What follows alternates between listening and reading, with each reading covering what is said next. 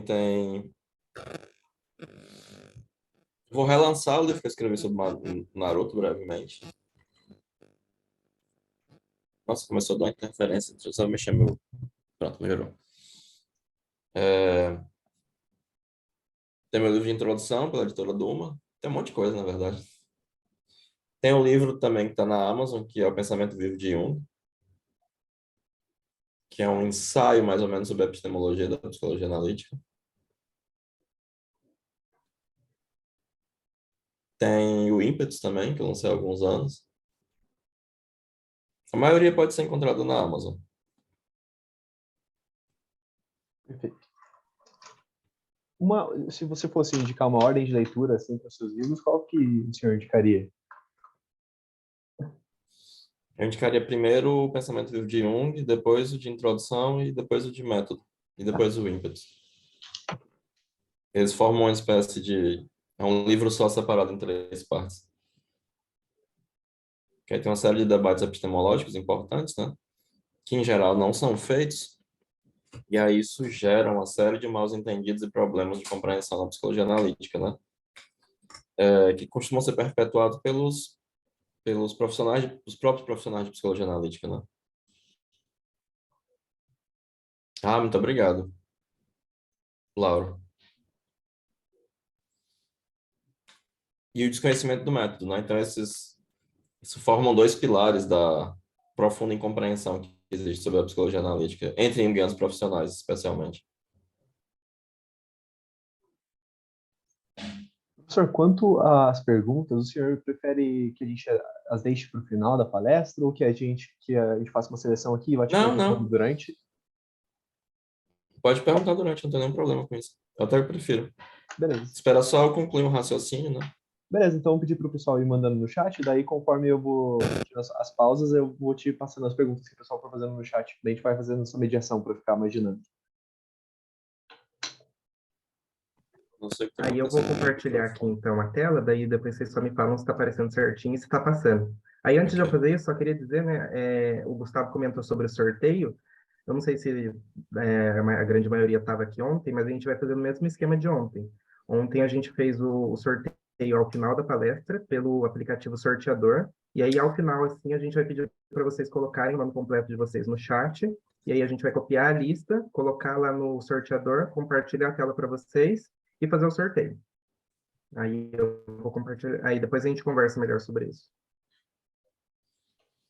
Você pode colocar os slides, por gentileza? Muito obrigado. Chique. Então, Dani, quer começar dando os recados?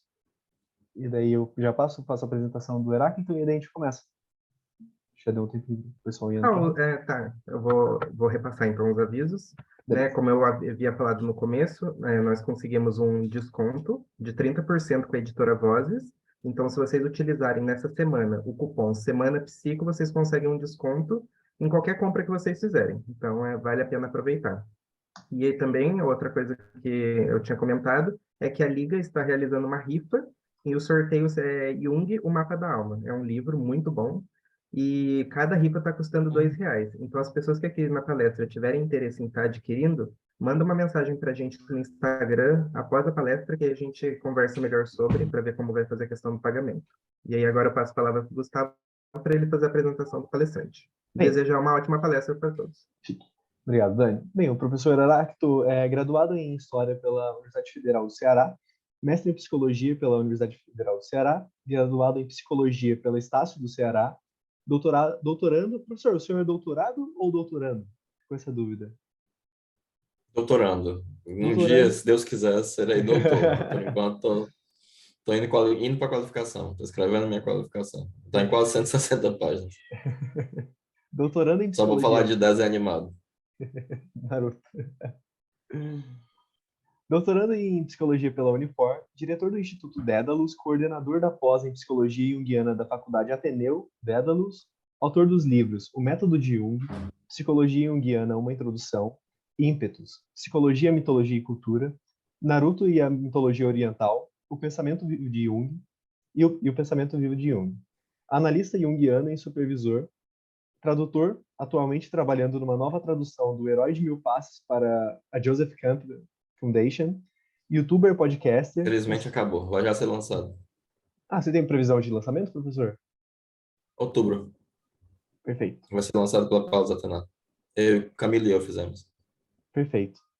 Youtuber e podcaster pesquisa os seguintes temas: epistemologia da psicologia analítica, epistemologia da psicanálise, história da psicologia analítica, história da psicanálise, história da psicologia, epistemologia, mitologia comparada, história das religiões, cinema, quadrinhos e cultura pop, anime e mangá.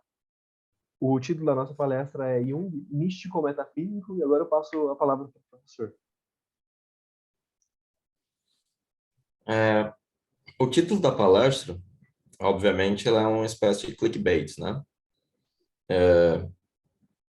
Porque você tem uma série de pessoas que julgam que o Jung foi místico ou metafísico ou filósofo, né? E ele não foi nenhuma das duas coisas, né? Ah, o título da palestra ele é um título, obviamente, irônico, né? Ele é uma ironia, porque Jung não foi nenhuma das duas coisas.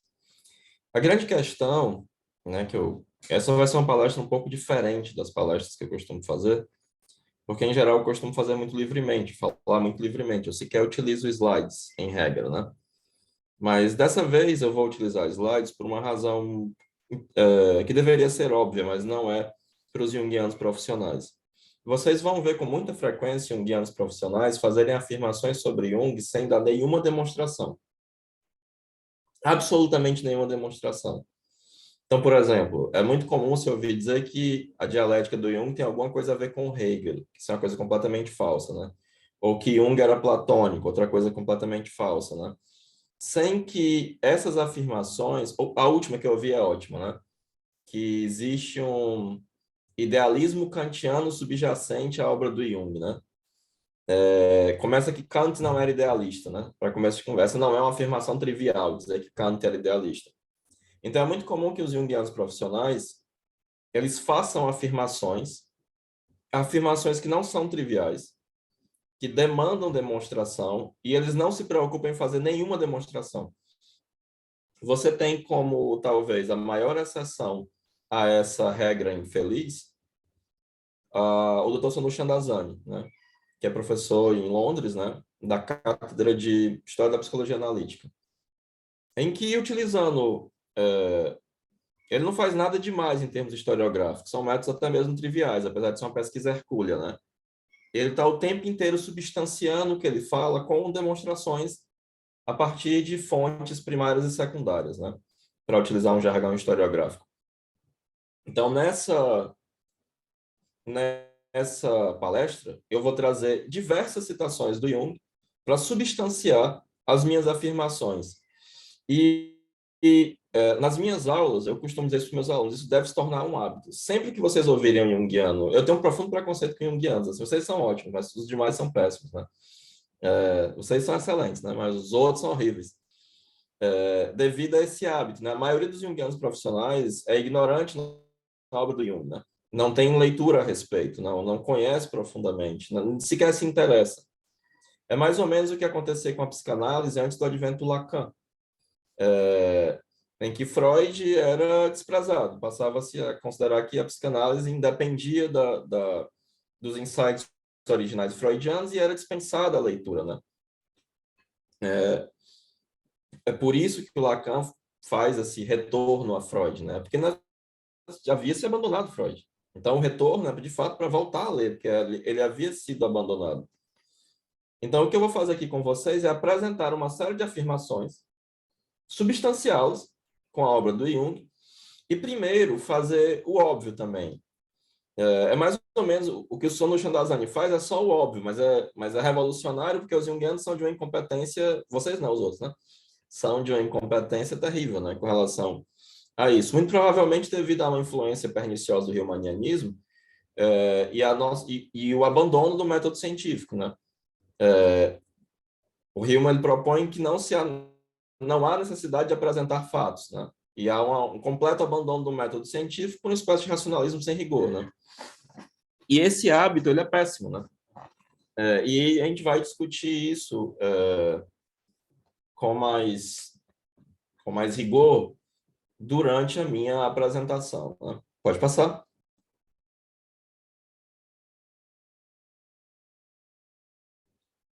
Pode passar.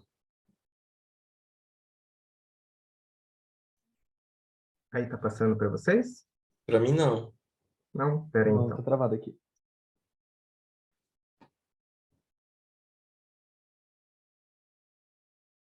Acho que agora vai passar. Então, a primeira coisa, né?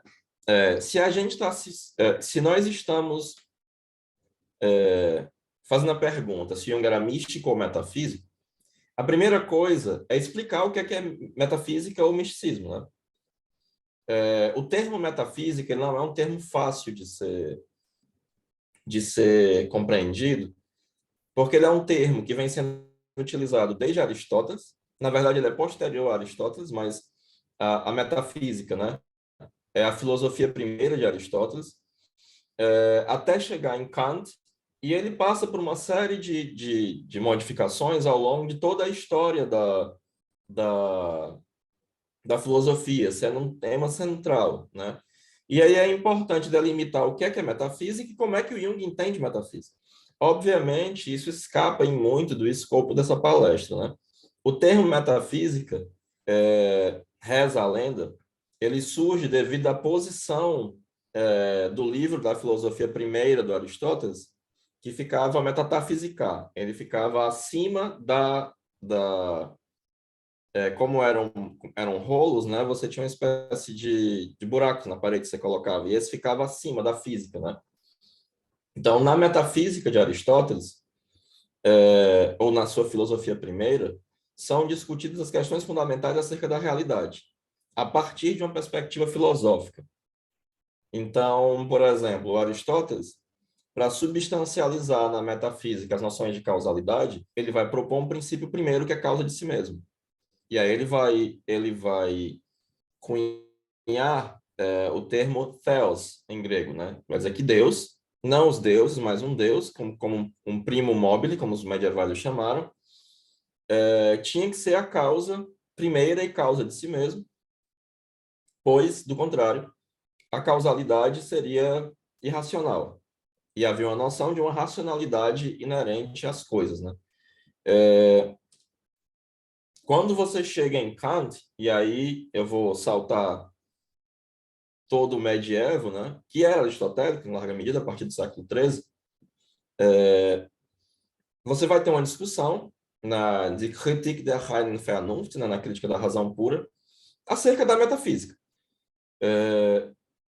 Porque o Kant ele estava muito impressionado com o fato de que a física, em poucas décadas, havia avançado imensamente, e a metafísica girava atrás do próprio rabo,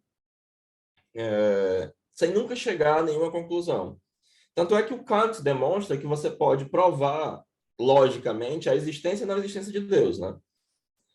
E ele vai propor as 5 grandes questões metafísicas, né? Por exemplo, a questão da existência de Deus, a questão se o universo é finito ou infinito, a questão psicológica, né? Se o homem tem ou não tem uma alma imortal, etc, etc, etc. A questão cosmológica, o universo é finito ou infinito.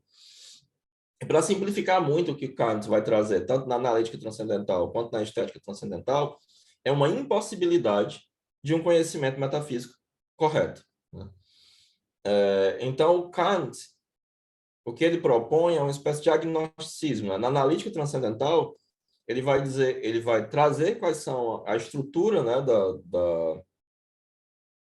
a priori do pensar humano e vai dizer a razão é como uma claraboia que aponta para o infinito, que são as questões mais importantes, mas para a qual é impossível uma resposta racional. E é por isso que o Kant ele faz uma inflexão de uma filosofia transcendente que tentava chegar às essências para uma filosofia transcendental. Ou seja, ele faz uma torção no sentido de uma epistemologização da filosofia. Agora, eu não tento mais compreender o que é que são as coisas, porque está da ordem do impossível, e ele vai cunhar um conceito que ele vai chamar de númeno, que é um conceito limítrofe negativo, que é impossível, e do qual nós temos acesso apenas aos fenômenos, Mas como as coisas são por elas mesmas, em essência, não sabemos. Logo, a metafísica é impossível. Até porque o intuito da filosofia kantiana, quando ele desperta de seu sonho dogmático, graças a David Hume, não era provar a metafísica ou habilitar a metafísica. Era provar que o David Hume e o seu ceticismo estavam equivocados. E que a causalidade, por exemplo, não era simplesmente um hábito mental. E o grande autor, que o Jung em carta chegou a chamar de o meu filósofo, que é o grande esteio epistemológico ao lado de William James, para psicologia junguiana, é Kant. O Jung, a noção de arquétipo, a noção de realidade psíquica, elas devem, elas são devedoras, são tributárias da concepção kantiana. Então, o Jung, se ele fosse filósofo, talvez fosse um kantiano, um neo-kantiano. Inclusive, ele estudou vários neo-kantianos, como Schleiermacher, como Schiller, né? A estética do Schiller é uma estética kantiana, e são autores que são importantes e fundamentais para ele. Então, o Jung parte, epistemologicamente, de uma posição kantiana. Que posição é essa? A metafísica é impossível. Ok? Alguma pergunta até aqui?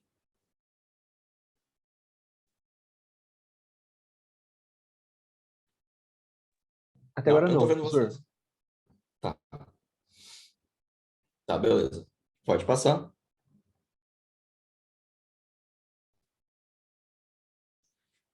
Eu peço desculpas pela apresentação apressada, né? De 2000 anos de história ocidental da filosofia, porque essa é uma questão que escapa, em larga medida, ao escopo dessa palestra, né?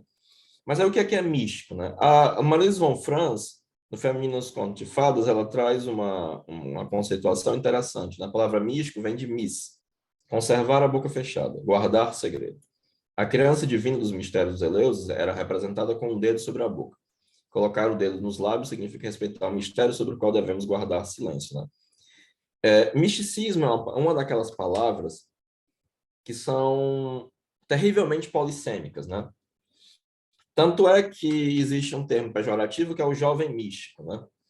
Mas o misticismo, em geral, em termos, por exemplo, teológicos, né? O Campbell, ele faz a distinção. Você tem uma diferença entre os sacerdotes, em geral, e os teólogos, e os místicos daquela religião. E, em geral, os místicos das várias religiões, eles conseguem dialogar muito mais do que os teólogos, né? Nesse sentido, o misticismo é um tipo de experiência religiosa.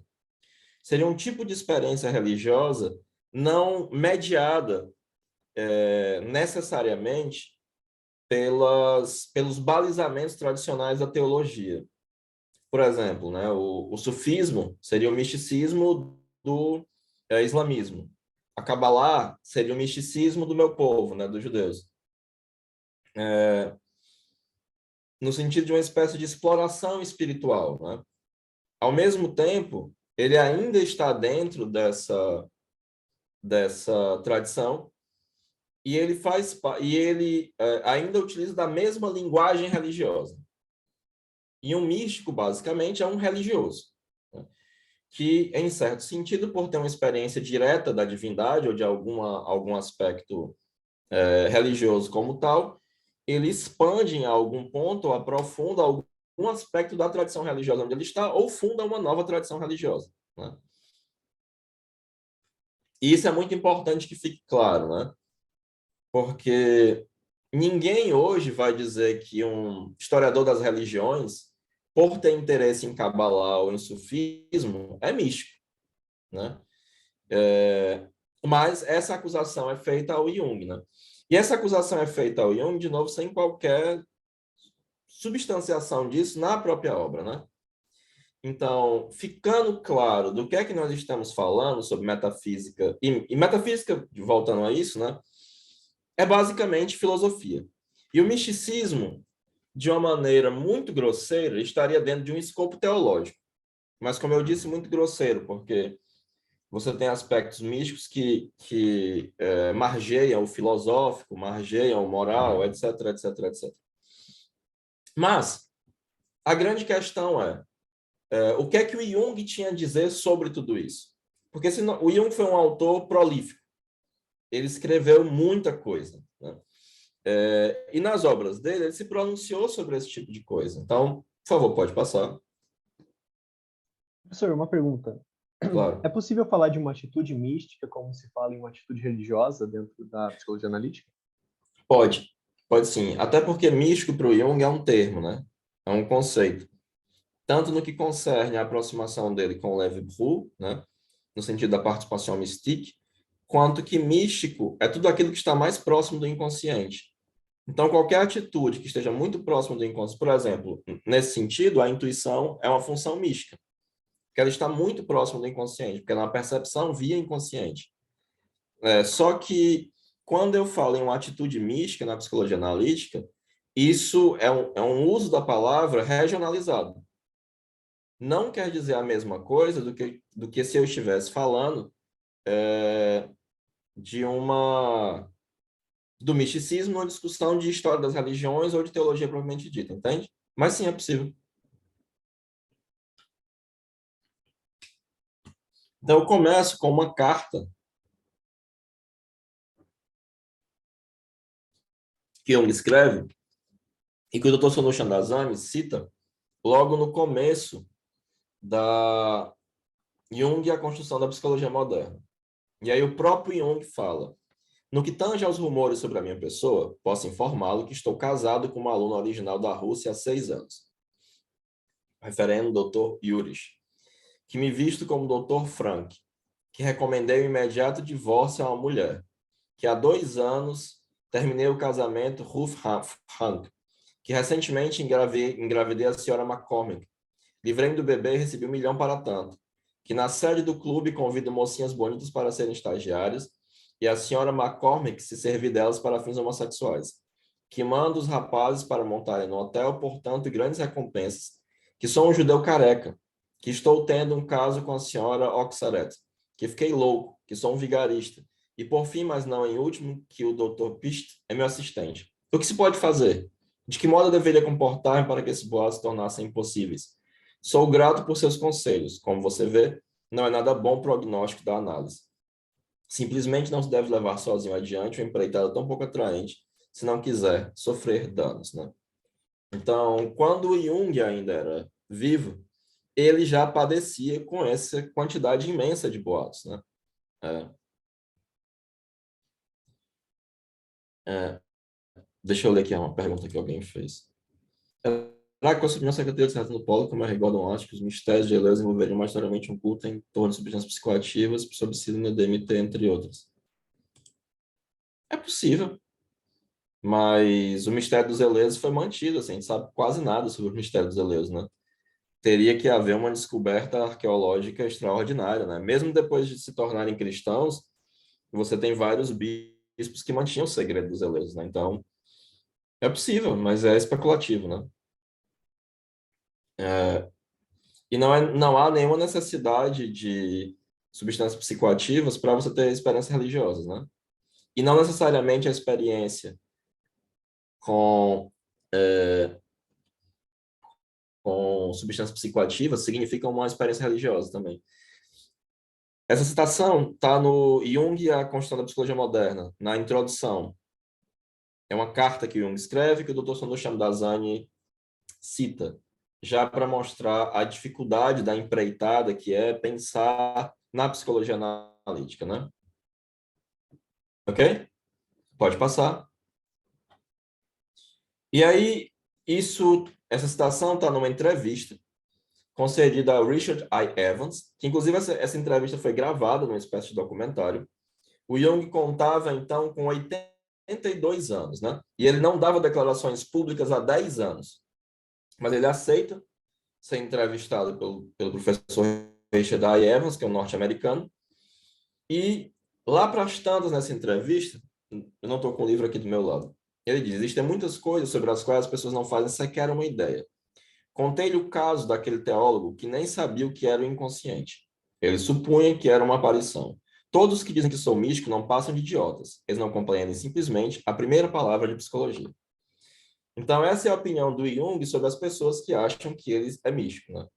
Para o Jung, essas pessoas são idiotas e não sabem a primeira palavra de psicologia. Qual é a primeira palavra de psicologia?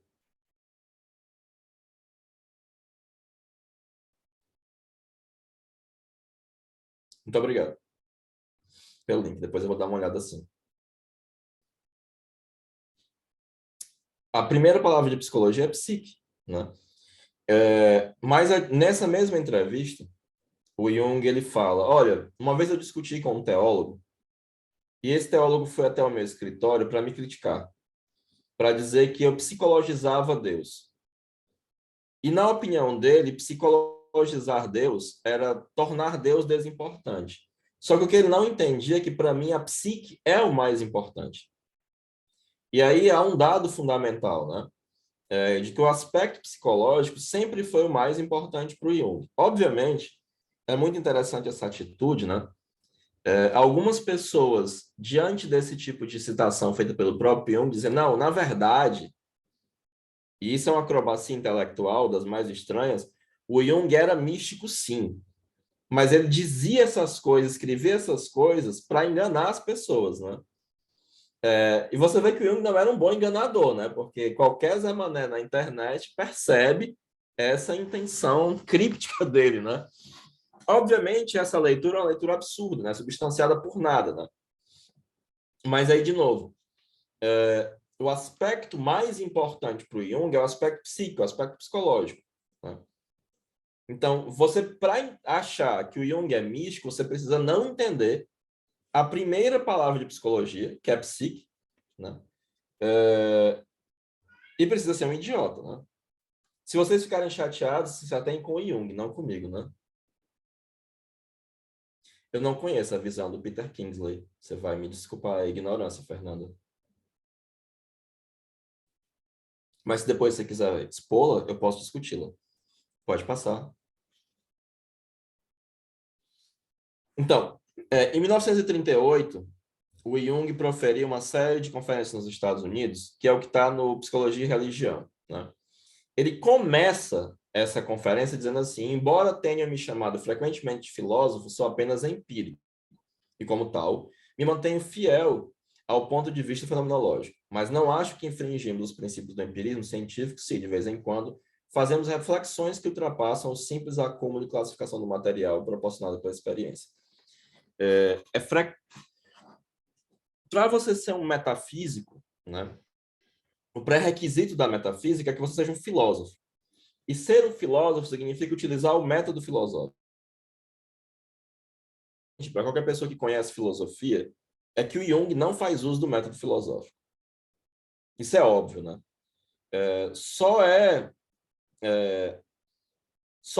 O Jung só parece filósofo para quem não é filósofo, né? Para quem não entende filosofia, porque é evidente que ele não faz uso de um método filosófico, né?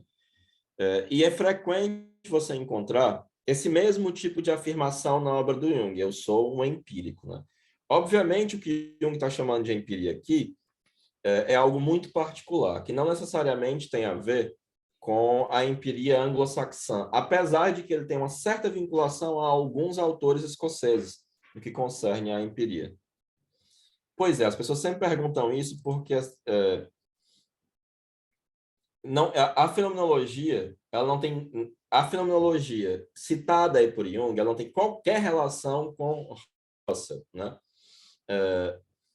Quando Jung fala em fenomenologia, as pessoas imediatamente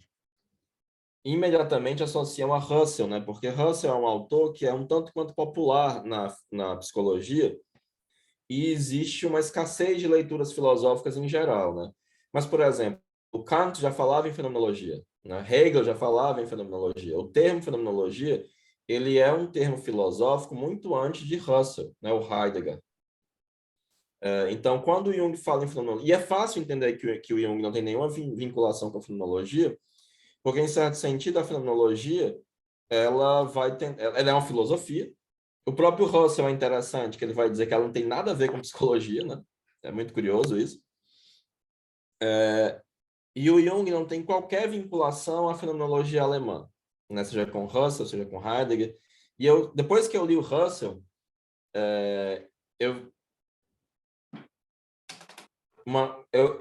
eu comecei a entender que, muito provavelmente, uma piada que ele faz sobre filósofos alemães tem a ver com o Russell.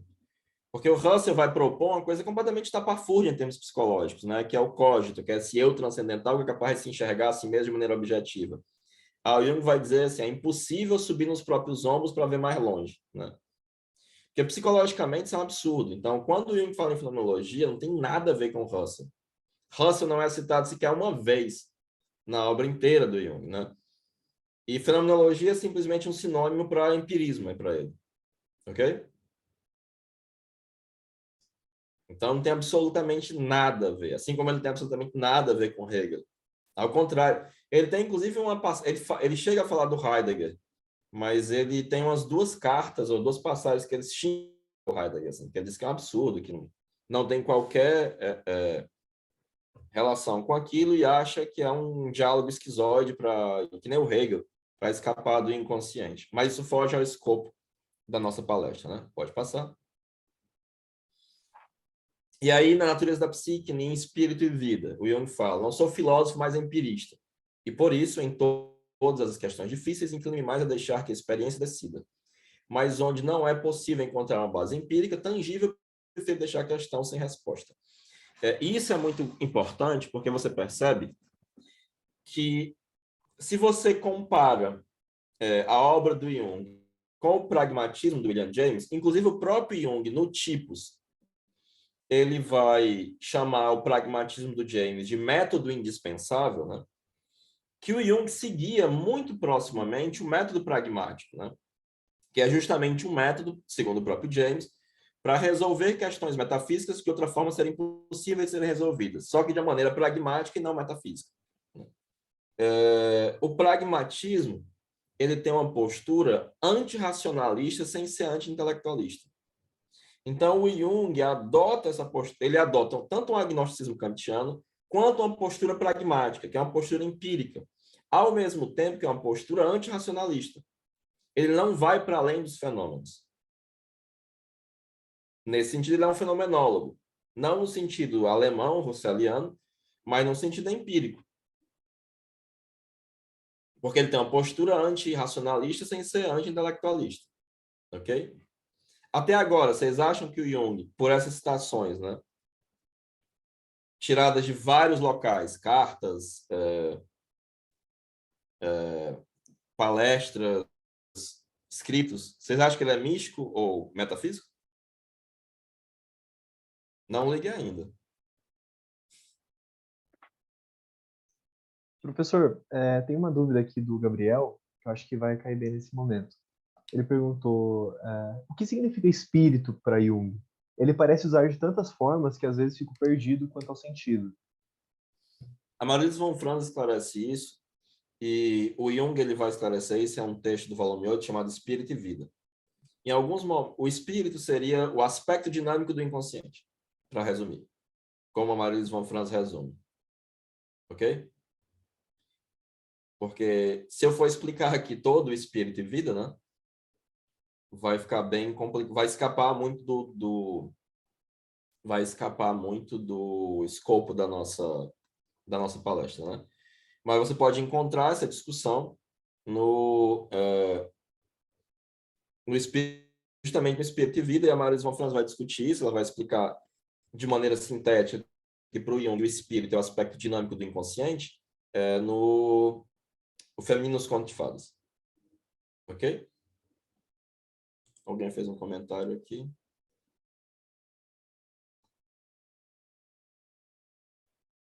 Sim, verdade. Pode passar. Então, essa aqui é uma paulada. É o prefácio, não do Natureza da Psique como um todo, mas é o prefácio do Função Transcendente, né? E aí, o aspecto empirista do Jung, e não metafísico, etc., aparece de maneira muito clara.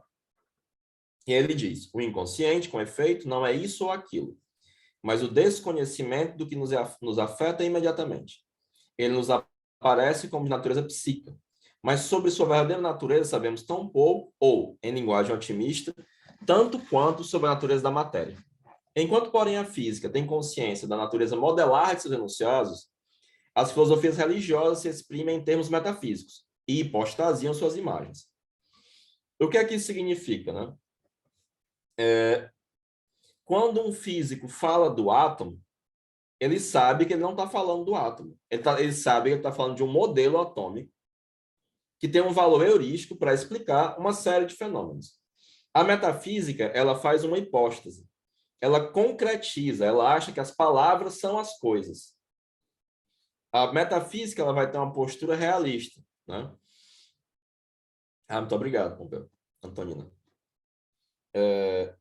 O que é uma postura realista, né? É acreditar que as palavras correspondem às coisas, né? Enquanto Jung esposa uma concepção do que ele chama de nominalismo culto, né? Ele não vai concretizar os conceitos. Ele não vai se expressar em termos metafísicos, né? E aí ele fala sobre quem ainda está preso aos termos metafísicos hipostasiados. Quem ainda está preso a esse tipo de ponto de vista não pode entender a linguagem da psicologia. Acusá-la de metafísica ou materialista, ou no mínimo de agnóstica, quando não, até de gnóstica. Por isso, tenho sido acusado por esses críticos, ainda medievais, ora como místico e gnóstico, ora como ateu. Devo apontar este mal-entendido como principal impedimento para uma reta compreensão do problema. Trata-se de uma certa falta de cultura, inteiramente ignorante de qualquer crítica histórica e que, por isso mesmo, ingenuamente, acha que o mito ou deve ser historicamente verdadeiro ou, do contrário, não é coisíssima nenhuma. Para tais pessoas, a utilização de uma terminologia mitológica ou folclórica com referência a fatos psicológicos é inteiramente anticientífica. Então, para o Jung, uma posição de crê-lo metafísico é uma posição ainda medieval. É uma posição que não tem crítica histórica, né? Que não entende o caráter modelar das explicações psicológicas e que ainda crê que ela se expressa em aspecto religioso ou metafísico e postasiando seus conceitos, coisa que o Jung não faz. Esse é um dos momentos da obra em que ele é mais incisivo e claro no que diz respeito a isso, né? Inclusive do ponto de vista empírico dele. Porque, por mais que o inconsciente se expresse de maneira psíquica, a sua natureza nós desconhecemos. O intuito da metafísica é conhecer a natureza das coisas. Se você for fazer uma discussão sobre filosofia da mente, você vai tentar descobrir qual é a natureza da consciência. O Jung, quando vai falar da natureza da consciência, diz que a natureza da consciência é um mistério e nunca vamos resolvê-lo. Ponto. E segue adiante uma descrição funcional da consciência. Ok? Até aqui, está claro? Com relação a essa postura realista que você comentou, seria como, assim, fazendo um paralelo, se fosse a redução dos símbolos, quando o Jung fala daquela questão de símbolos e sinal, se adotasse, por exemplo, essa postura realista, seria essa, de um certo modo, uma Não, redução? seria uma postura realista, seria assim. Digamos que o Jung está falando de arquétipo, certo? Que é uma coisa que eu vou trazer um pouco mais adiante. E aí ele diz o seguinte, olha, existe um arquétipo de Deus que produz uma imago dele. E aí eu viro e digo, você está falando de Deus, o mesmo que está na Bíblia. Ele disse, não. Eu estou falando de um fenômeno psíquico anterior que talvez seja responsável pelo fenômeno que está na Bíblia. Que eu não sei se corresponde a um ens metafísico. Ele pode até corresponder, mas ele corresponde certamente a uma realidade psíquica. A pessoa diz, não, se você está falando de Deus, você está falando de um ens metafísico. Ela diz, não estou falando. Entende? Ah, entendi, sim. Assim como quando Platão fala de arquétipo, o arquétipo é uma perífrase explicativa do ídos platônico, da ideia platônica. Então, o Platão, ao falar de arquétipo, ele tem uma postura realista. Os arquétipos são imagens primordiais que existem em algum local topos, acima do céu, que algum dia a sua alma contemplou e pode voltar a contemplar. Para o Jung, os arquétipos nem existem. Eles são nomes dados a um conjunto de experiências, que é algo que eu vou falar mais adiante, entende? Mas foi uma ótima pergunta, muito obrigado. Pode passar. E aí o Jung escreve para uma carta para alguns estudantes do instituto. Posso dar-lhes um conselho? Não se deixem levar por palavras, somente por fatos. E é muito interessante que o Jung temia muito que as pessoas substituíssem a realidade por palavras. Tem um texto que eu gosto muito, que é O Bem e o Mal em Psicologia Analítica, que o Jung acha um dos textos mais incríveis que ele já escreveu, em que o Jung diz assim, as pessoas estudam sobre estábulos e acham que sabem tudo a respeito. Mas quando pisam num estábulo pela primeira vez, se espantam com o fato de que ele fede. Então, há uma tendência a substituir a realidade por palavras, que é uma tendência ao racionalismo. E o Jung, ele não está interessado em palavras, ele está sempre interessado em fatos psíquicos. Ele tem sempre uma postura empírica. Pode passar. Exatamente. E aí, numa passagem, né, que foi excluído do Memorações e Reflexões, que é um texto que ele discute longamente sobre a vida após a morte, ele diz, uma crença prova a existência do fenômeno da crença, mas de nenhuma forma é a realidade do seu conteúdo. É preciso que ele se revele empiricamente, em si próprio, para que eu aceite. E aí, de novo, né? Não há uma tentativa de substituir a realidade por palavras, há uma necessidade de fatos empíricos para substanciar o que está sendo dito, e há uma compreensão de que a crença só prova o fenômeno da crença. Ok? Pode passar. Aqui é uma passagem do Psicologia e Alquimia, né? Em que ele está discutindo o ponto de vista ocidental versus o ponto de vista oriental. Né? E aí ele diz, nada pretendo dizer sobre a validade da atitude ocidental, já que estamos mais do que persuadidos de sua problematicidade. Se nos confrontarmos, porém, com o homem oriental, o que é a tarefa do psicólogo, tal confronto suscita dúvidas difíceis de serem resolvidas. Quem tiver a pretensão de resolver essa questão cometerá uma violência, pois mesmo sem saber, estará se arrogando a ser um arbiter mundi, um árbitro do mundo. No que me concerne, prefiro o dom precioso da dúvida, uma vez que esta não lesa a virgindade dos fenômenos incomensuráveis. O Jung, inclusive, dizia que nós só somos livres na dúvida. A certeza nos aprisiona. A Marie-Louise von Franz conta que quando um dos seus alunos dava uma palestra, lançava um livro que era muito sucesso, ele dizia, você sofreu um sucesso, né? Porque quando você tem um sucesso, o sucesso só reafirma aquilo que você já faz. Tanto é que, muito frequentemente, ele fala mais dos fracassos clínicos dele do que dos sucessos clínicos. Pois foram os fracassos clínicos dele que fizeram ele mudar de direção. Então, a dúvida é algo fundamental para o Jung. E ela só pode ser amenizada por fatos psíquicos. Então, além do... Tem três coisas que vocês que são bons junguianos, não são os junguianos bocós que existem por aí, tem que entender, né? Sempre que alguém disser alguma coisa sobre Jung, ela tem que substanciar com fatos. O Jung estava sempre interessado em fatos psíquicos. Eu não mexo nos conceitos se não houverem novos fatos substanciando isso. E qualquer afirmação em psicologia analítica só tem alguma validez se tiver um valor heurístico, isto é, explicativo.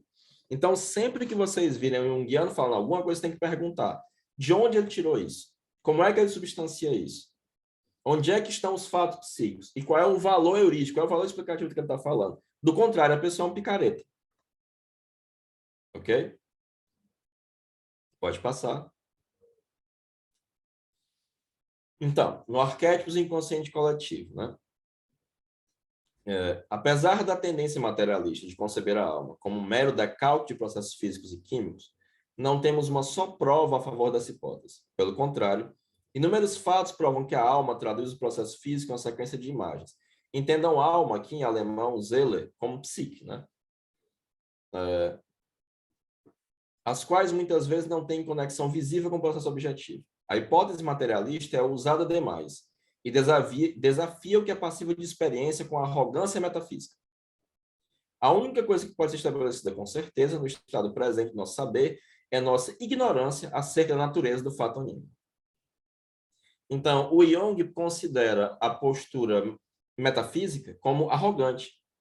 Ele, inclusive, vai chamar a postura materialista de metafísica da matéria. A grande questão é que o Jung não é nem o materialista, nem o metafísico. E isso confunde as pessoas, né? Pode passar.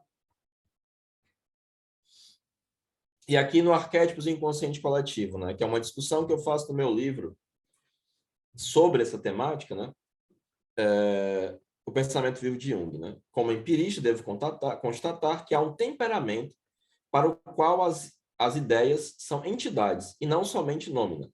Então, há um temperamento, e o próprio William James já vai falar isso, né? Quando ele vai falar do soft-minded e do tender-minded. Esse temperamento é um temperamento introvertido. Um temperamento introvertido, ele vai ter uma tendência ao racionalismo, ele vai ter uma tendência a entender as ideias, os fatos psíquicos, não apenas como nomes, mas como entidades que existem por elas mesmas. Né?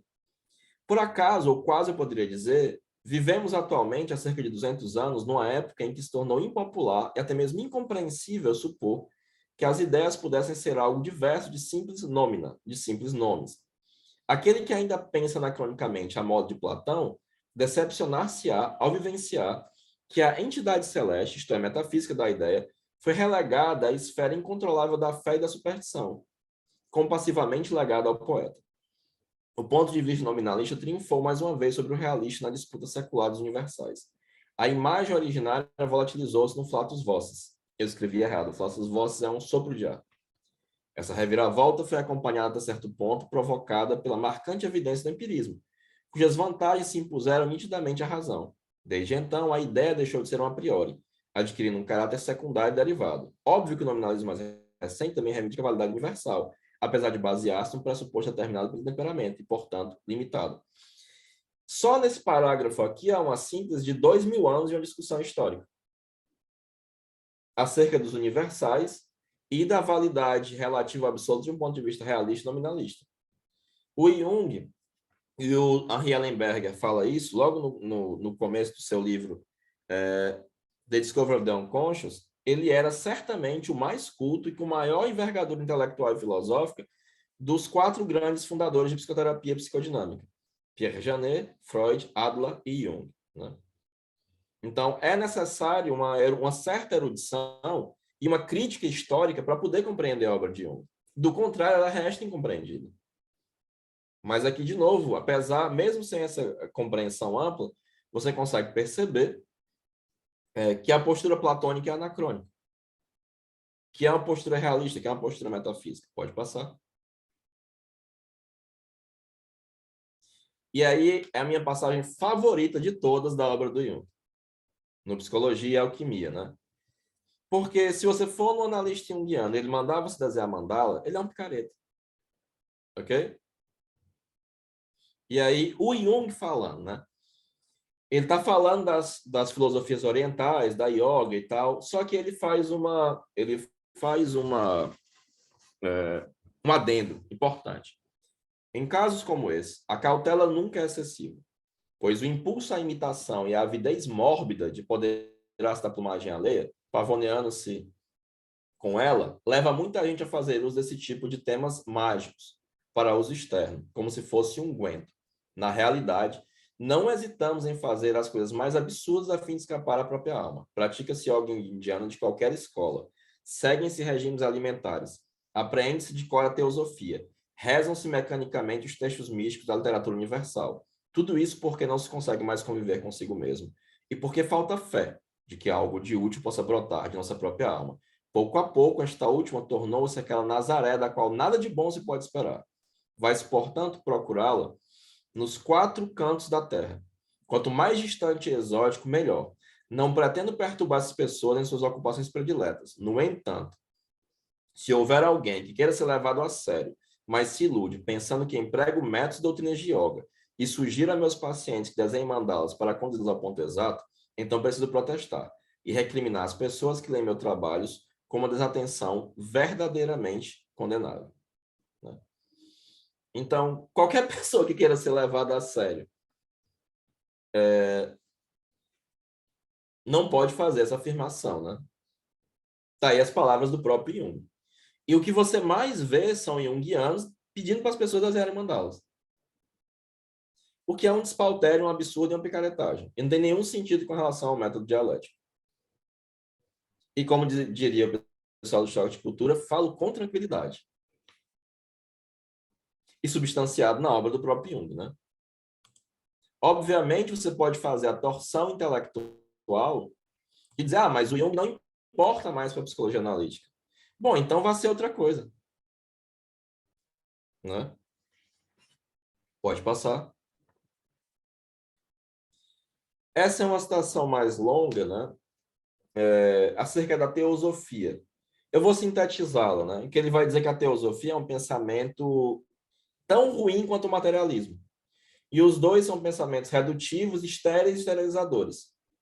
Porque eles são estéreis, porque eles não dão uma resposta convincente, e são esterilizadores porque eles fazem você parar de pensar, né? Então, é interessante que as pessoas da teosofia descobriram que o Jung é contra a teosofia, né?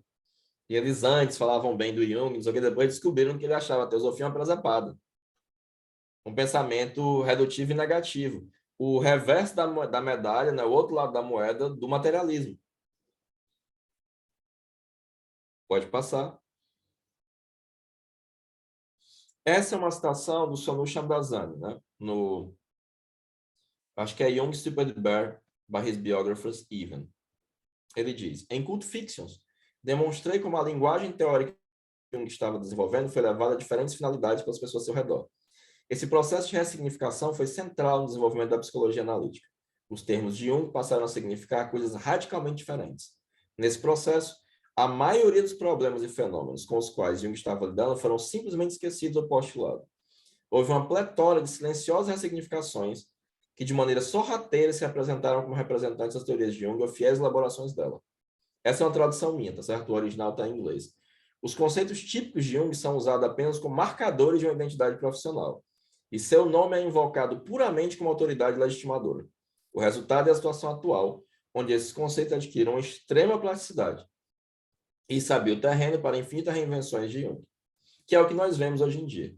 Que isso leva já Henri Ellenberger, na década de 70, a falar em uma lenda freudiana, e o Sonu Shamdasani, ele vai dizer, existe um ramo da lenda freudiana, que é a lenda junguiana. E aí pode passar. E aí diz o Sonu Shamdasani, né? Na verdade, isso é uma citação da tese que eu estou escrevendo, né? Essa lenda significa pensar que Freud foi o fundador da psicoterapia, o que é completamente equivocado em termos históricos. Jung foi discípulo de Freud e derivou suas ideias dele. As duas figuras mais importantes na gênese da obra de Jung foram Freud e Spielheim. Depois da separação de Freud, Jung teve um colapso nervoso e daí emergiu a psicologia analítica. Durante seu confronto com o inconsciente, ele descobriu e inventou suas ideias sobre individuação e arquétipos, que a psicologia analítica é uma revisão da psicanálise, que Jung escreveu uma autobiografia e que a psicologia analítica de hoje descende diretamente de Jung, foi fundada por ele. 90% do que se chama psicologia analítica hoje em dia não tem absolutamente nada a ver com Jung. Só utiliza Jung simbolicamente, como um símbolo estimador, e utiliza seus termos ou como espantalho para criticá-los, com um espantalho, não com a obra realmente do Jung, ou como meros marcadores profissionais. Bom, se eu sou junguiano, em algum momento, o que é uma lenda estereotípica? Em algum momento eu tenho que falar em sombra, ou persona, alguma coisa do gênero, né? Como marcador profissional, né?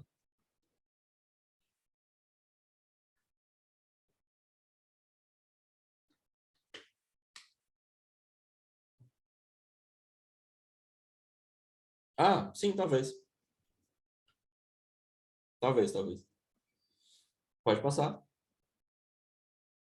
E eu quero terminar com uma citação do Jung, né? Que em muito explica boa parte dessa maluquice que existe ao redor dele, né? Ele diz, em O Espírito na Arte e na Ciência, o homem instintivamente reconhece que toda grande verdade é simples. Aquele cujo instinto está atrofiado imagina por isso que ela se encontra em simplificações baratas e trivialidades. Ou por outro lado, em razão de seu desapontamento, incorre no erro oposto de imaginar a verdade como algo infinitamente complicado e obscuro. O que você chamaria de uma mística junguiana?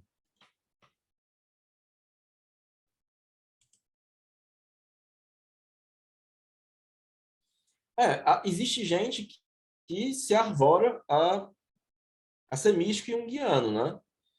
Mas o termo junguiano aí é usado frouxamente, porque a obra de Jung nada tem a ver com nada disso, né? Então, obviamente, tem algumas pessoas que julgam que Jung foi um grande místico, né? Mas julgam isso com base em um preconceito. É interessante que, há muitos anos atrás, eu fui fazer uma iniciação em Reiki. Você vê que eu também já fui jovem místico. E aí tinha um maluco chamado Animesh. Animesh era o nome místico dele. E aí ele ganhava a vida traduzindo livro para as pessoas, né? Eu precisava de um livro para o mestrado, mas não sabia ler inglês, ele traduzia. E ele estava falando de um cara, não, esse cara que eu estou traduzindo, ele diz que o inconsciente coletivo é a mente universal. Aí ele perguntou, foi que tu já leu do Jung? Aí ele tomou um susto com a minha pergunta, aí gaguejou e nada, né? Com certeza, aí sim, Fernanda.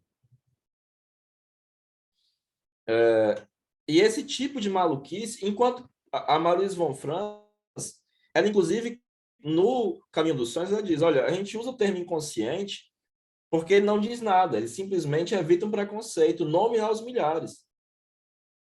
Mas se eu dissesse mente universal, eu ia cair na tentação de achar que eu sei o que é. Só que eu não sei, eu não conheço a natureza do inconsciente. Então é melhor o termo inconsciente porque ele não diz nada. Ele só diz que há coisas que não são conscientes, não sei nada a respeito delas. E essa é uma postura empírica, né? Pode tirar os slides. Esse é o último, né?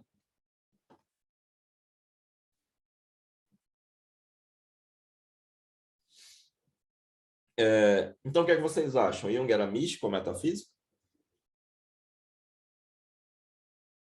Obviamente, como se trata de uma palestra, vocês poderiam dizer, não, mas talvez eu pudesse encontrar outras citações que substanciassem isso, né?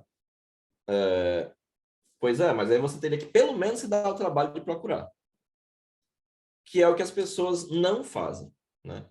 Infelizmente, o Jung é um ilustre desconhecido para os junguianos profissionais, né?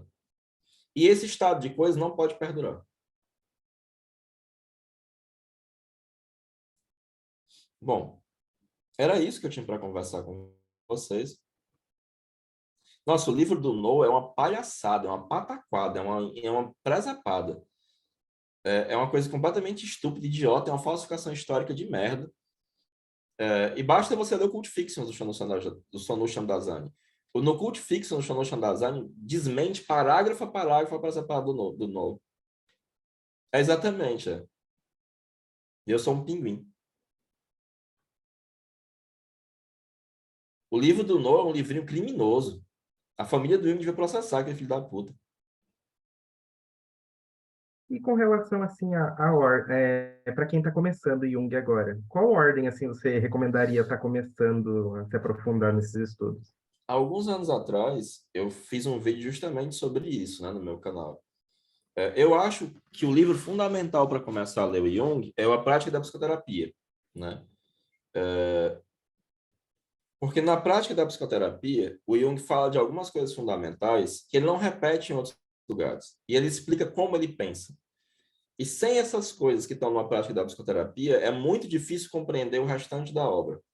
Mas se você leu a prática da psicoterapia e entende sobre as antinomias, sobre como ele pensa, que ele pensa por paradoxo, etc, etc, etc, todo o restante fica muito mais fácil. Ok? Professor, o senhor poderia explicar como que Jung, essa coisa dele ser um antirracionalista, mas não um anti-intelectual novamente, por favor? O William James, né, ele coloca a posição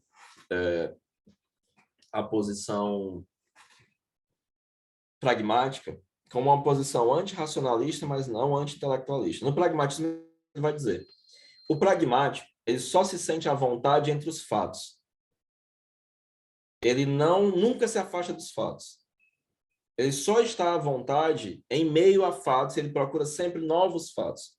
Já o racionalista, ele está o tempo inteiro querendo se afastar dos fatos. E ele observa o mundo como se fosse um enigma, para qual ele vai encontrar uma resposta que ele pode descansar, que é a verdade, seja a sexualidade, a energia, a alma, o que quer que seja. Enquanto para o pragmático, que não é um anti-intelectualista, mas um anti-racionalista, As verdades são verdades operacionais. Uma verdade não é inerente a uma proposição. Aquela proposição se torna verdade. E ela pode deixar de ser verdade. Por isso que ela se torna uma verdade operacional. E os conceitos, eles não têm uma validade ou verdade por eles mesmos. Eles são conceptual shortcuts. Eles só servem para que eu me mova mais facilmente entre um aspecto da realidade e outro e para gerar mais trabalho. E não para que eu possa descansar, que é a postura racionalista.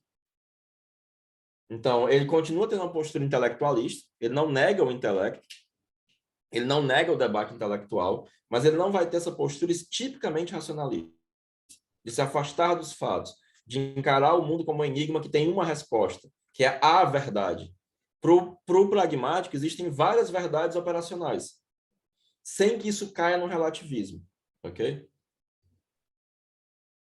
Então, o Jung considerava que, por exemplo, o racionalismo seria uma forma de unilateralidade também. Sim, com certeza. Isso seria um sintoma da sociedade que a gente vive hoje, que ele Sim, vivia sim, com naquela certeza. época. Inclusive de uma certa pluralidade. Alguém fez uma pergunta aqui. Heráclito, você tem alguma indicação de leituras em filosofia para expandir a compreensão de Jung? Nossa, leu James e o Kant. Pega os livros do Kant, pega os livros do James e... Se você tiver uma compreensão mínima desses dois autores, já ajuda bastante. É importante ler as obras do Platão para entender a dialética, é importante ler Heráclito, é importante ler Schopenhauer, né, que é o padrinho da sincronicidade, segundo o próprio Jung. É interessante ler Aristóteles, é interessante ler Schleiermacher, é interessante ler Schiller, é interessante ler... tem muita coisa, né? O Gabriel perguntou: você falou de uma erudição necessária para entender Jung. Queria entender melhor o que seria essa erudição. É porque o Jung ele parte de um lugar de erudição. Por exemplo, você pode colocar de novo o penúltimo slide, aquele do arquétipos inconsciente coletivo. Mas eu acabei não colocando as coisas sobre arquétipo, eu esqueci. Foda-se, agora já era. Subo mais um, mais um, mais um. Não, mais um. Pronto, ó. Como empirista, devo constatar que é um temperamento. Quando está falando de temperamento, isso é uma referência indireta ao William James, ao Tough-minded e ao Tender-minded. E é uma referência indireta às inclinações que ele depois vai chamar de extroversão e introversão. E somente nômina. Quando ele está falando de realismo e nominalismo, ele está falando de uma discussão que começa em Aristóteles e Platão, que passa por todo o medievo, que tem a ver com Santo Anselmo, que tem a ver com... sim, tem a ver com Nietzsche, porque ele vai dizer que Nietzsche é o cara que resolveu o problema dos universais, que tem a ver com James, que tem a ver com... esqueci o nome do autor agora. Mas só nessa discussão acerca dos universais, você tem aí 2000 anos de história da filosofia. Um debate que começa em Platão e Aristóteles. E ele vai falar de um nominalismo relativo, né? Então, isso é uma passagem, né? Se você não tem essa crítica histórica, se você não tem essa erudição, fica muito difícil de compreender o Jung. Que, por exemplo, só para explicar o que é o nominalismo, o que é o realismo, isso é um curso de filosofia. O que o Jung faz na primeira parte do Tipos é passar em revista 2000 anos de história filosófica. Então, o Jung não dá para fingir que o Jung é um autor fácil. O Jung era um erudito. O Jung aprendeu latim em casa. O Jung era um cara que lia os clássicos quando criança. E ele era um gênio, né? Então, pode tirar, por favor, o slide. Para acompanhar o pensamento do Jung, faz-se necessária a busca por essa erudição, né? Teve uma pessoa que perguntou uma coisa que eu não entendi. O Leonardo Ortiz. Você recomenda que nos desdobremos sobre a obra original dele? O que é desdobremos? O que é que você chama de se desdobrar? Será nos debrucemos? Acho que seria esse sentido, professor. Ah, mas lógico. É um negócio tão absurdo. É porque hoje em dia você não. Imagina um freudiano chegar para você e dizer: não, Freud era um abestado. Eu não leio mais, não, Freud. Ah, ninguém lê. Eu sempre conto essa anedota, né? Um sujeitinho aqui de Fortaleza colocou um blog de uma pessoa que já tinha escrito um monte de livros sobre psicologia analítica. Aí essa pessoa tinha acabado de sair aquele filme, O Método Coisado, e o livro, O Método Coisado, né? São horríveis. E aí ela fez uma interpretação dos sintomas da Sabina Spielheim.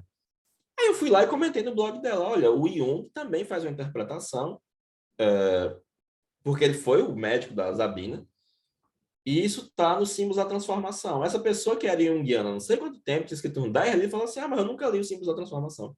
E eu fico com a minha interpretação. Seria o equivalente a um freudiano dizer, mas eu nunca li o Dito Raundeutung, eu nunca li a interpretação do sonho. Nem quero ler. O Freud interpreta os sonhos lá? Massa, deve ser legal. É o mesmo grau de absurdo. Mas esse absurdo é normal, é corriqueiro na psicologia analítica. Não vocês, obviamente, os outros, né? Mas é corriqueiro, entendeu?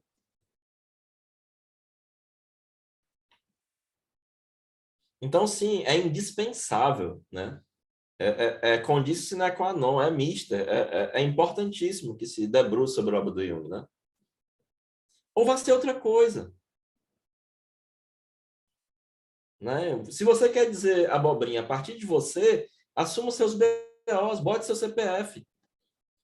É como a palhaçada dos 12 arquétipos. Os 12 arquétipos de Jung. Gente, esses 12 arquétipos é uma invenção da Suzanne Pierce. Por que ela não botou o nome dela, da Suzanne Pierce? Porque não seria um sucesso. Mas tudo que você coloca o nome do Jung é um sucesso de vendas automático.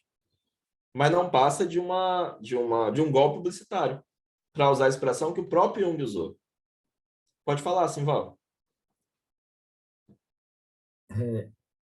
Boa tarde a todos, boa tarde mais uma vez, Gerard. Isso me parece, né, que é talvez um desconhecimento, né, mas a gente percebe isso também nas pessoas que contam contos de fadas, né, nos colegas que contam contos de fadas, né, e desconsiderando a própria fala da Von Franz a esse respeito, né, que ela nunca contou contos de fadas dos pacientes, vírgula, né, a não ser que o paciente trouxesse alguma coisa, né? O próprio paciente trouxesse. Mas está claro na obra da Von Franz, ela também fala textualmente, escreve textualmente isso, né? E isso é uma coisa que me parece que é mais uma forma, né, de se trazer o seu próprio Jung ou a sua própria Von Franz, né? O que é estranho, né? Porque todas as coisas que o Jung e a Von Franz disseram que são absolutamente contraproducentes são as coisas que as pessoas mais fazem. Aquilo que um considera erro, aquilo que um considera contraproducente, aquilo que um considera que é puramente sugestivo, aquilo que um diz para não fazer, é exatamente o que as pessoas fazem. Eu fico muito impressionado com isso, né? Seria o equivalente da Von Franz a pedir para desenhar mandala do Jung. Exatamente. Seria o equivalente, assim, de contar um conto de fatos para a pessoa. O Jung deixa muito claro, apesar de que em psicoterapia não há regras, mesmo isso não é uma regra, que o material religioso deve prover o paciente, né? E é não entender que o fenômeno religioso é o fenômeno psicodinâmico da alma, o fenômeno do espírito, é o luminoso.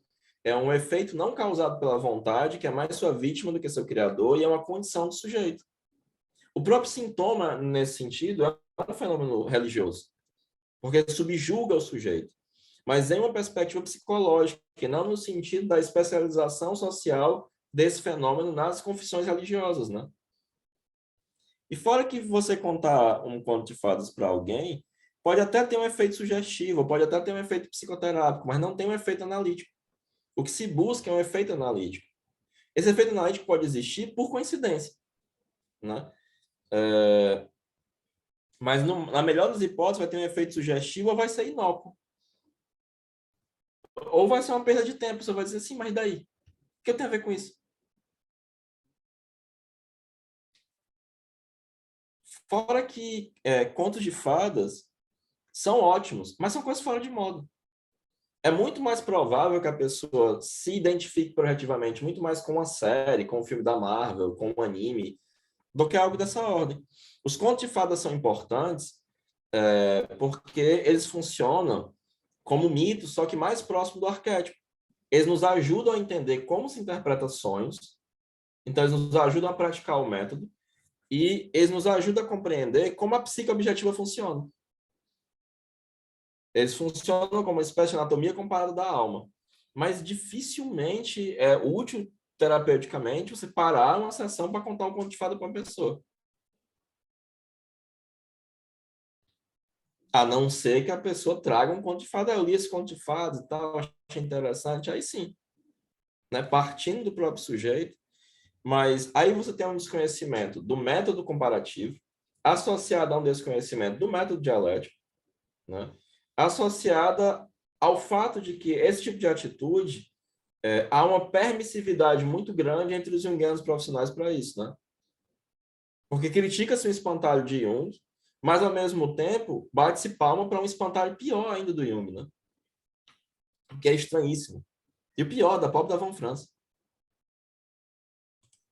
Professor, o senhor disse que teve uma parte da palestra que o senhor disse, bem, a gente usa o termo inconsciente para não dizer o termo nada, porque não quer dizer nada. Mas em determinados pontos da obra, o Jung faz inferências desse termo, assim, dizendo, por exemplo, que o inconsciente tem uma natureza compensatória. Como que ele pode fazer essas afirmações sobre algo que ele considera um conceito limítrofe negativo?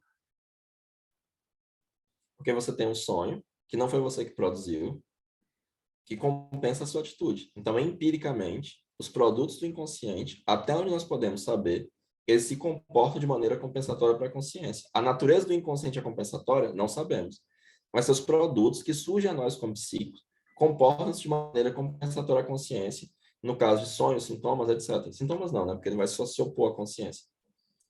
Mas, empiricamente, existem produtos que não são produzidos pela consciência, que são produtos semiconscientes, que surgem no inconsciente, se apresentam à consciência, que funcionam de maneira compensatória. E eu tenho como ter acesso empírico a isso na consciência e supor, fazendo uma generalização a partir de várias observações empíricas, de que essa relação é compensatória. Mas mesmo Jung vai dizer que, por mais que essa seja a hipótese basilar, existem outras formas do inconsciente se comportar. Por exemplo, às vezes o inconsciente se comporta do jeito que o Freud disse, com a realização de desejo. Às vezes o inconsciente só antecipa um fenômeno futuro, que ele vai chamar de sonhos telepáticos. Até na hipótese basilar dele, ele vai dizer, olha, mas isso aqui não reduz todo o funcionamento do inconsciente, não me diz qual é a natureza do inconsciente. Só me diz como ele se comporta quando ele age de maneira psíquica, entende? E aí eu posso fazer afirmações indiretas. É por isso que ele vai dizer que a psicologia é sempre um como se. É como se as coisas se comportassem dessa maneira. Mas como as coisas realmente se comportam, eu não sei. Justamente porque a postura não é uma postura racionalista, mas uma postura empirista, né? Entende? Perfeito, professor. A Fernanda disse, interessante a separação entre o efeito terapêutico e o efeito analítico. Vejo isso completamente misturado na clínica. Eu pediria para o senhor separar fazer a delimitação desses dois conceitos para a gente também.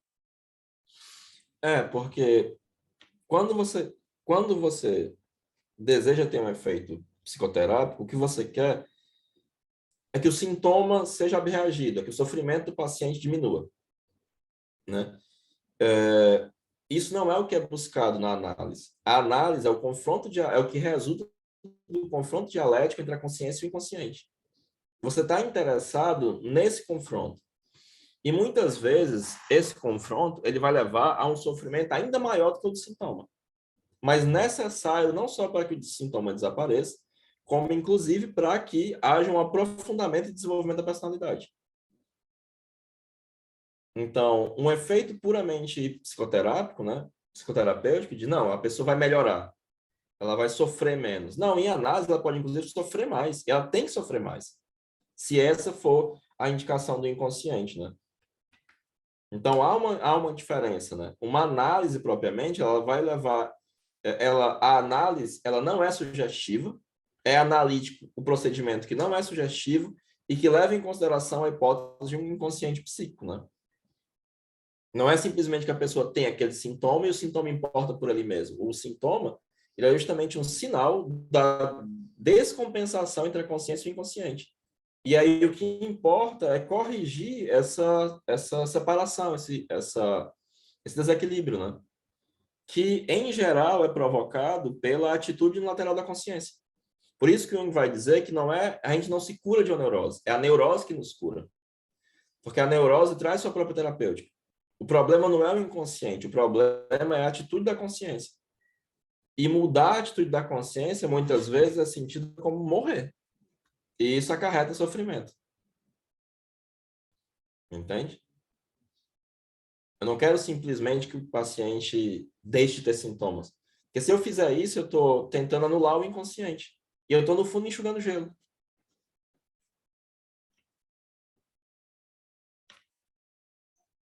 O Bartolomeu perguntou: Heráclito, em simetria com o seu comentário sobre arquétipos nos contos de fada, qual livro do Jung você indicaria para quem realiza pesquisa sobre o medo em torno do feminino? Abre parênteses, algum que ele se aprofunde em monstros, por exemplo. No caso, seria para minha pesquisa Vai de ler a Van Franz e a monografia. Bárbara Hanna. Leu The Animals da Bárbara Hanna, os 2 livros. Leu Feminino nos Contos de Fadas. Lê Anima e Animos nos Contos de Fadas. Leu o livro da Emma, Animus e Anima. Leu A Fenomenologia do Espírito nos Contos de Fadas, do Jung, né? Leu Os Símbolos da Transformação. Nos Símbolos da Transformação você vai encontrar monstro da com pau. Inclusive, ele tem uma discussão sobre a Ecdna, a mãe dos monstros da mitologia grega. Então fala das 3 vampiras no Drácula, mó legal. O Felipe perguntou aqui. Nossa, poderia explicar mais sobre a psique objetiva, que comentou há pouco, e a provável existência do oposto de psique objetiva? O oposto da psique objetiva é a psique subjetiva. É a minha consciência, é o meu eu. É o meu arbítrio. É aquilo que eu controlo. O pouco que eu controlo, né? A psique objetiva é o espírito. É o aspecto dinâmico da alma que não está sob o controle da consciência. Em resumo. O Vitor Henrique perguntou: Professor Heráclito, tem alguma observação quanto a questões envolvendo ânima e ânimos em perspectivas contemporâneas, perante questões de gênero, transexualidade estudados atualmente, ainda bastante recentes? Teria algum material ou algo sendo produzido nesse campo? Imagino que um Sobre aprofundamento, questões de... imagino que um aprofundamento na própria obra do Jung traga clareza, mas se houver alguma indicação de olhar, agradeço. Olha, boa parte do que se critica o Jung acerca de ânima e ânimos é tomá-lo por um racionalista, que ele não era, e criar um espantalho para atacá-lo sem entender o que ele está falando de ânima e ânimos. Não tem nada a ver com questões de gênero, né? Com perspectivas de gênero, né? Seria um anacronismo. E é primeiro importante entender o que o Jung está falando. Sobre transexualidade, eu não sei nada, né? Seria muito importante, por exemplo, que pessoas que tratam pessoas transexuais na clínica escrevessem sobre isso. E seria muito interessante se houvesse um transexual analista escrevendo sobre a experiência dele, né? Apesar de que a transexualidade não é uma coisa nova, né? Ela é algo bastante antigo, inclusive. Na Índia, você vai ter um terceiro sexo, que são os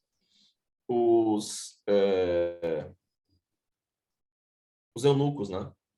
E quando surgiram os transexuais, eles ocuparam o lugar social dos eunucos, que são pessoas abençoadas por um... Eu esqueci qual era o deus, que ele estava isolado na floresta e disse, olha, os homens vão embora, as mulheres vão embora. Mas como eles não eram nem homens nem mulheres, eles ficaram. Eles receberam uma bênção especial. Então, em vários locais da Índia, os transexuais têm essa mesma posição religiosa especial que os eunucos antigamente tinham, como uma espécie de terceiro sexo, né? Mas, por mais que seja um fenômeno antigo, existe uma atualização recente que requer fatos, que requer pesquisa sobre fatos psíquicos relacionados a isso, né?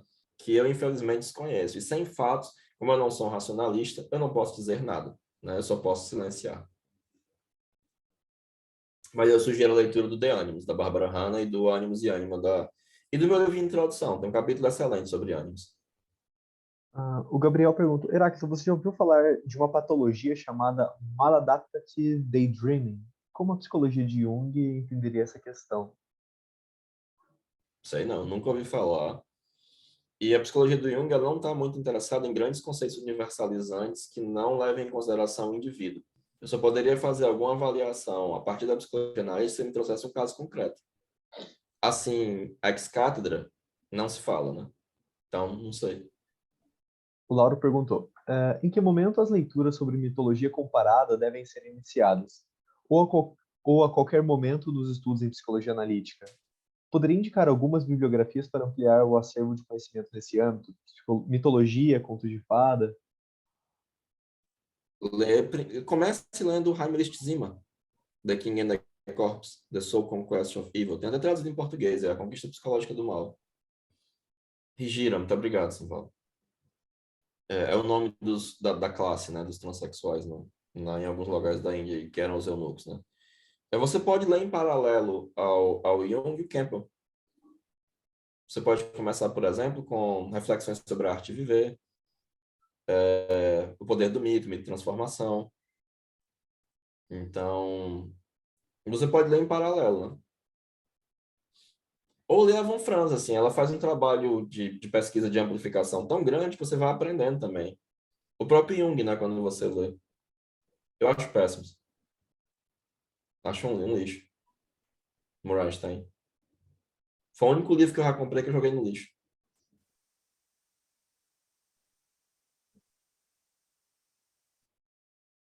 Péssimo mesmo, assim. Se alguém gostar, me desculpa, eu detesto. Você tá falando sério? Tô.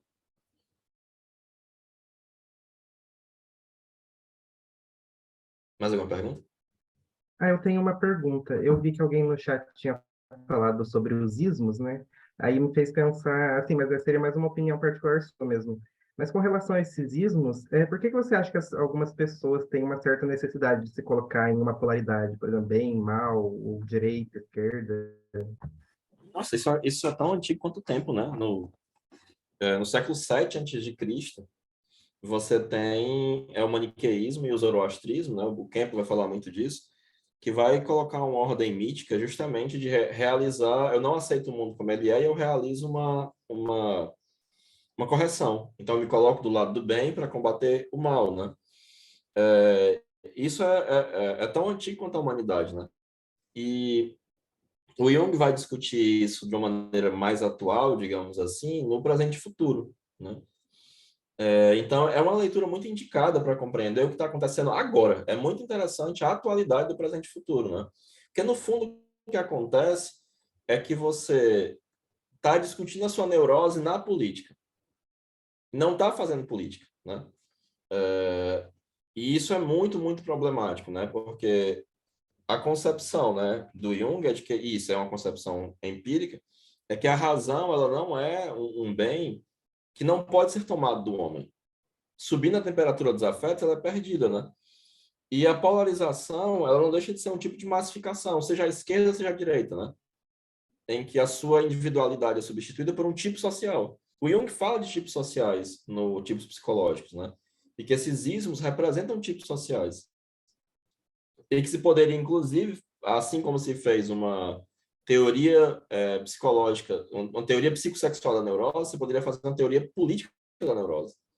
Porque as situações políticas também provocam neuroses, né? Então, é muito comum, por exemplo, é muito interessante, né? Porque o monarca, por exemplo, ele é filho de uma psicóloga, né? Coitado.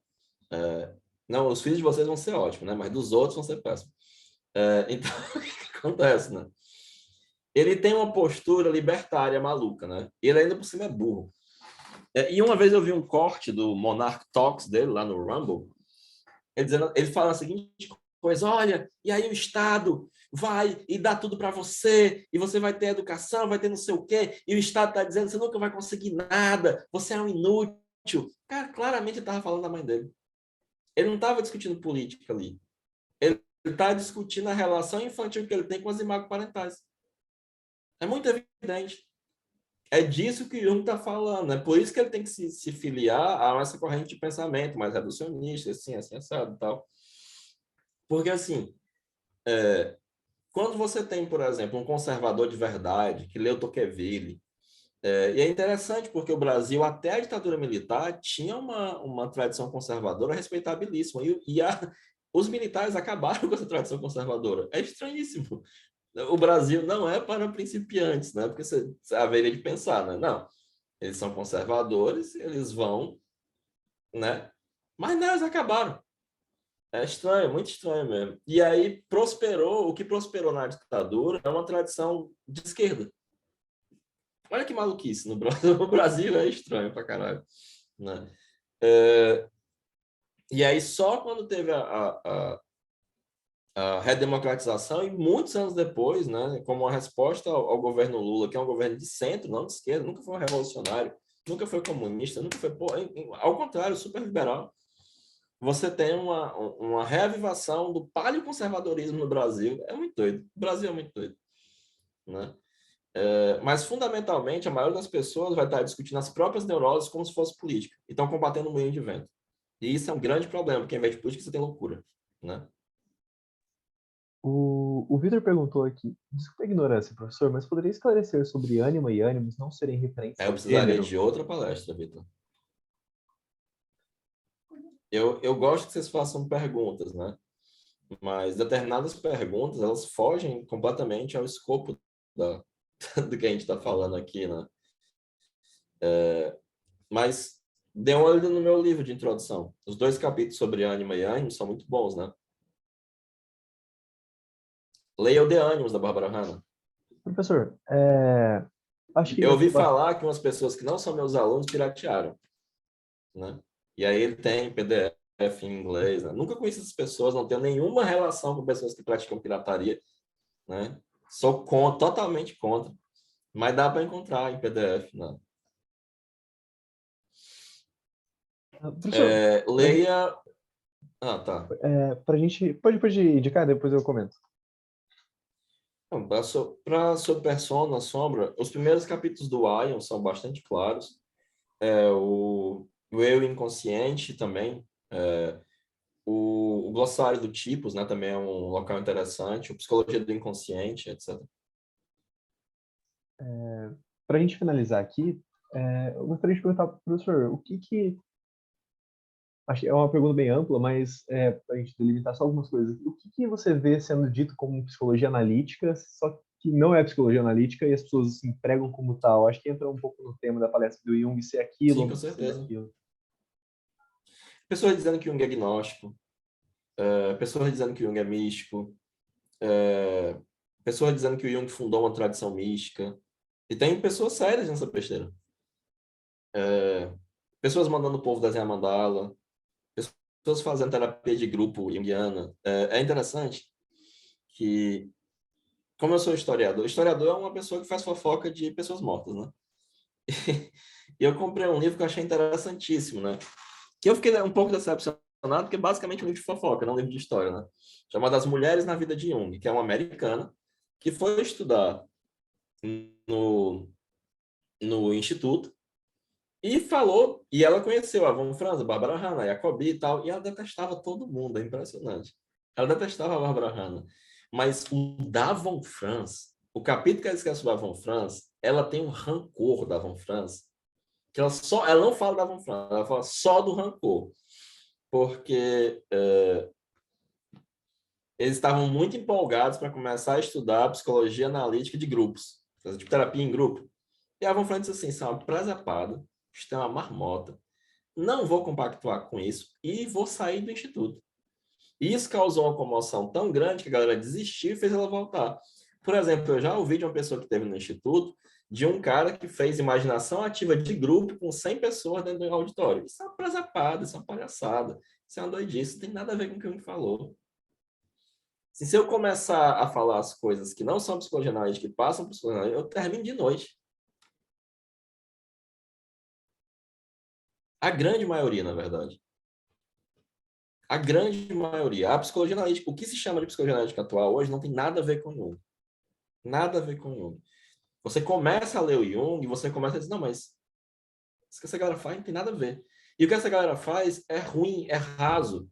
Não chega nem aos pés, não é um avanço, é um retrocesso no que diz respeito ao Jung.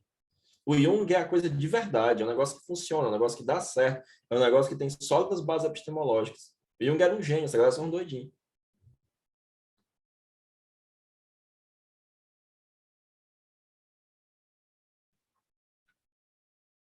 Nossa, fica esticado, né? Escapa muito a nossa.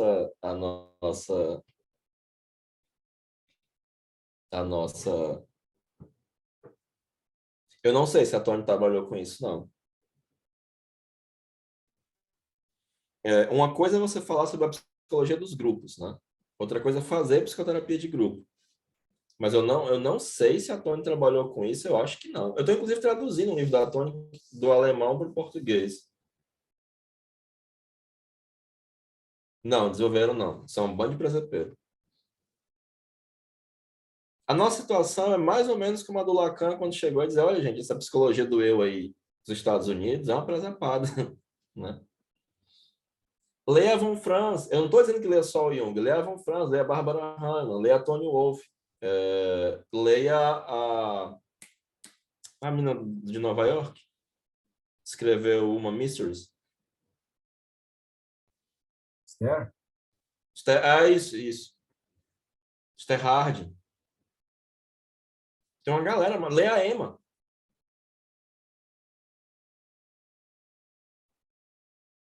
A Itatiane até colocou aqui também se você teria algum livro para indicar sobre imago parentais.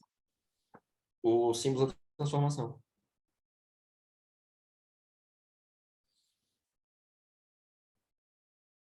De novo, a questão da Weltanschauung, né? Falava numa aula há poucos dias. Eu precisaria de outra palestra, né?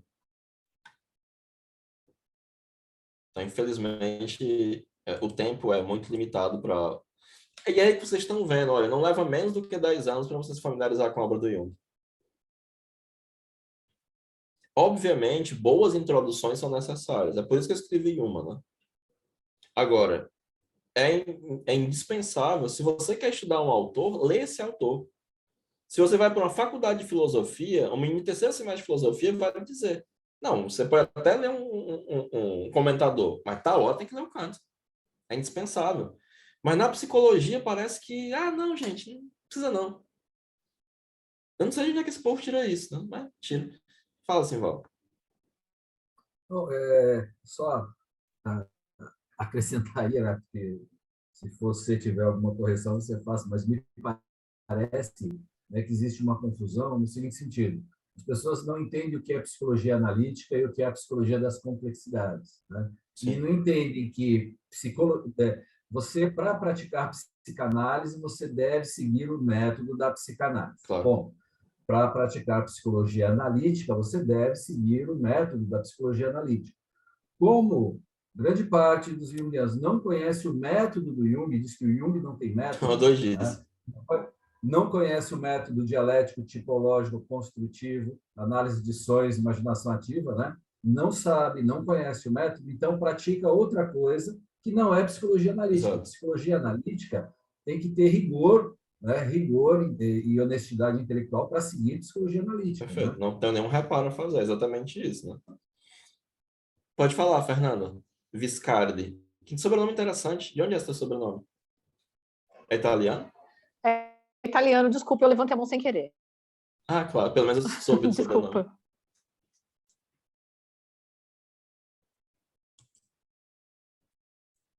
O sobrenome da minha família antes de chegar no Brasil era italiano também. Limonge. Professor, eu acho que a gente pode ir encerrando, então? Claro, eu agradeço a participação de fazendo todos. a finalização. Eu espero que as pessoas não tenham se ofendido muito com as coisas que eu disse. Infelizmente, são afirmações necessárias, né? Especialmente se vocês têm interesse em psicologia analítica, né? E, de novo, o Jung é incomparavelmente melhor do que todas essas coisas que se faz em nome dele, né? E é muito importante retornar a uma leitura do original que está há décadas perdida no Brasil. Mas é isso, muito obrigado. Antes do Gustavo fazer os agradecimentos finais, assim, antes da gente fazer o sorteio, eu queria convidar, né, para quem se sentir à vontade, a gente vai tirar um print da tela para fazer o registro da palestra. A gente, quem quiser me seguir também, tem o meu Instagram, @HeractoPinheiro, e o meu YouTube também, acho que é só colocar Heracto Pinheiro lá, tem um zilhão de vídeos. Eu tava querendo voltar a fazer mais vídeos, mas eu peguei conjuntivite e não dá pra fazer vídeo com essa cara.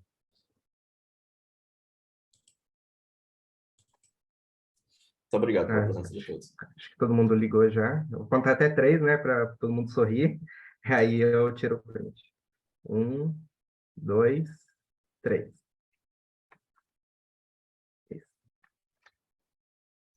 Bem, eu vou falar um pouquinho só sobre o sorteio que a gente vai estar fazendo agora, que é o Compêndio Jung, editado pelo David Tacey, mas só que são manuscritos do Jung mesmo, dividido em 4 partes.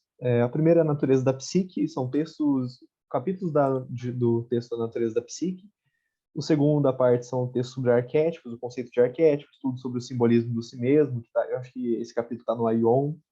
A psicologia do arquétipo da criança, a parte 3 é sobre religião e cultura, daí o problema psíquico do homem moderno, psicologia e religião, prefácio à resposta a Jó, psicologia e poesia, diferença entre o pensamento É muito oriental e bom o esse pensamento prefácio. ocidental.